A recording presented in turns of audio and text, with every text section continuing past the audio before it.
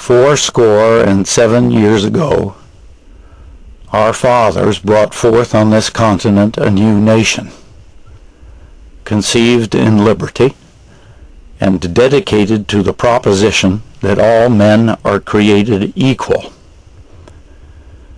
Now we are engaged in a great civil war, testing whether that nation, or any nation so conceived and so dedicated, can long endure.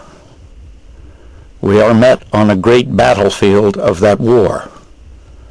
We have come to dedicate a portion of that field as a final resting place for those who here gave their lives that that nation might live. It is altogether fitting and proper that we should do this. But in a larger sense, we cannot dedicate, we cannot consecrate, we cannot hallow this ground. The brave men, living and dead, who struggled here have consecrated it far above our poor power to add or detract. The world will little note nor long remember what we say here, but it can never forget what they did here.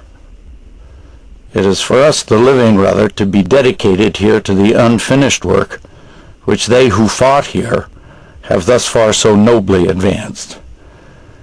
It is rather for us to be here dedicated to the great task remaining before us, that from these honored dead we take increased devotion to that cause for which they gave the last full measure of devotion.